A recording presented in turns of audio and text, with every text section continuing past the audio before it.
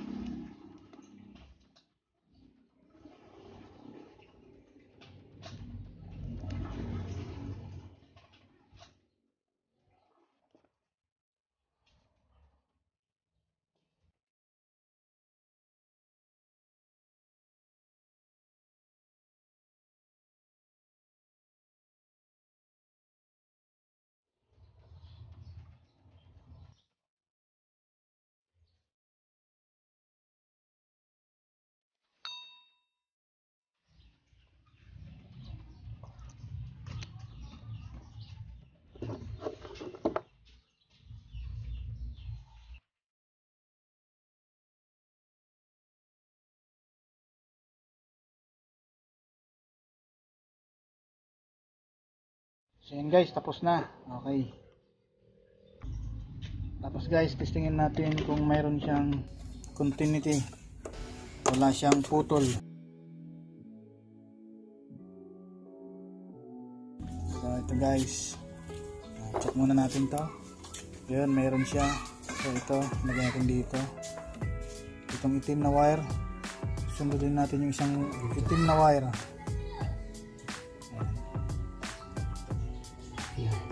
Okay, meron siyang reading. Okay, wala siyang putol. Sunod naman na itong puti.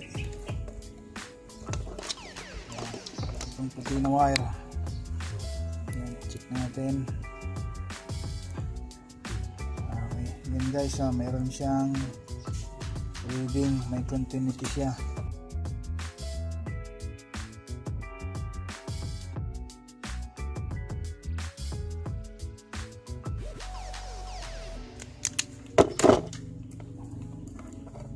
Sunod natin guys itong brown may white stripe. Yan. Brown may white stripe. Ito, kabila. Okay, ayan, may reading siya. Okay, sunod natin itong green ay yellow na may green stripe.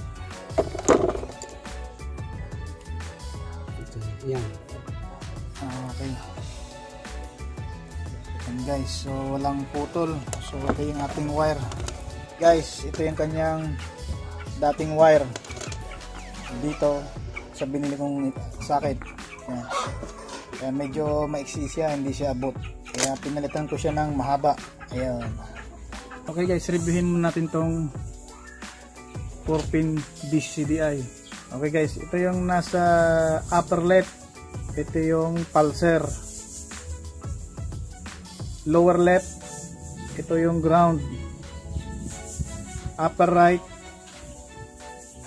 yan, ito yung sa ignition. Tapos lower right, ito yung kanyang positive papuntang accessory wire. Kaya pag nilagay natin ng ganyan, ito yung kanyang pulser, yung yellow na may green stripe, itong brown na may white stripe, ito yung kanyang ignition. Tapos itong itim na wire, ito yung kanyang ground. Tapos itong white na may yellow stripe, ito yung papuntang accessory wire.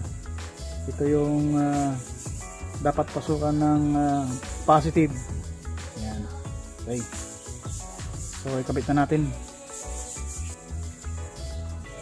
Yan. Dito natin ilalagay guys itong 4-pin DCCDI. Yan, dito natin ilalagay yan. Yung sa dating lalagyan na ng battery. Yan, sok na sok siya guys. Yan. So yan. Check natin upang matansya natin yung haba ng kanyang wire.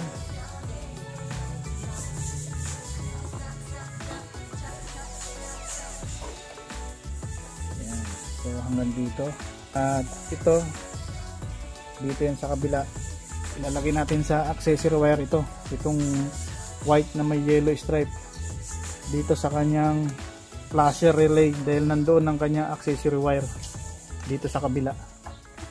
Ayan. Dito sa kabila, dito sa may flasher relay, ito yung flasher relay. Ito guys, yung flasher relay. Okay, mamaya natin ikabit yan. Okay, dito muna tayo. So, ganito kahaba. Okay na to.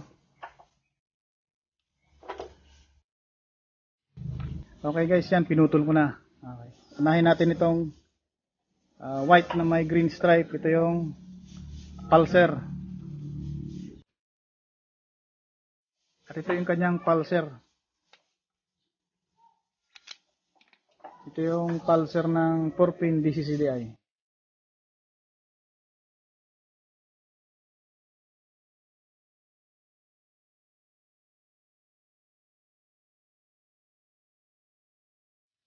Yan guys, nakakabit na yung pulser ng motor saka yung pulser ng DCCDI.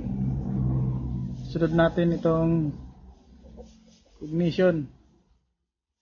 Ito yung orange wire ng stock at itong wire ng DCCDI.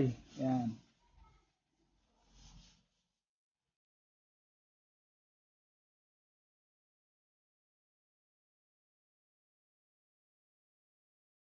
So yun guys, orange ng stock, ito yung ignition, tapos ignition ng CDI. Yan. Brown na may white. Okay, sunod natin yung ground. Yung ground guys, ito yung pure black. Yan, pure black ng stock. Okay. Ang ground dito guys na ginawa ko ay itong wire na black din. Yan.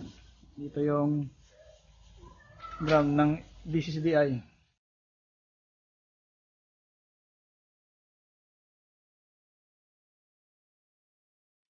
Yan guys, yung black ng stock, ito yung ground, saka yung black na ginawa kong wire, ito yung ground din. So guys, itong black na red, hindi na gagamitin. Saka itong black na white, yung kill switch, hindi na gagamitin. Sunod natin guys, itong white na may yellow stripe, ito yung Ito yung positive. Kakabit natin ito sa accessory wire. Ang pinakamalapit na accessory wire ay dito sa flasher relay. Ang accessory wire niya ay itong brown guys ha. Ito yung nasa letter B ng flasher relay. May B yan dito, may letrang B. Tsaka itong kabila ay L. Ito po yung load. Ito yung papunta na sa mga turn signal na left and right. Okay, ito yung kanyang accessory wire. Kulay brown. Okay, tatanggalin ko muna ito. So yan guys, kakabit ko na sa accessory wire niya.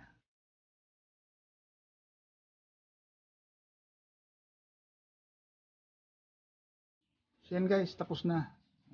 Okay. At testingin na natin. Switch natin dito muna. Ayan, nakaswitch na. Okay, sige, padjak natin. Ayan, one click lang guys, oh.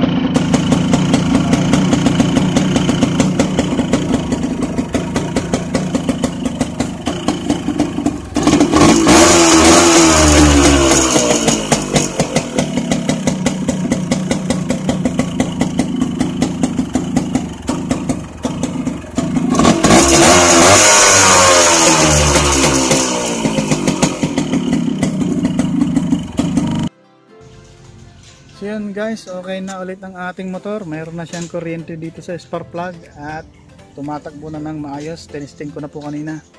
So sana po ay may natutunan po kayo sa araw na ito. And don't forget to like, share, and subscribe to my channel. Click na rin ang bell button icon upang lagi kayong updated sa aking video tutorials. See you next video. Goodbye.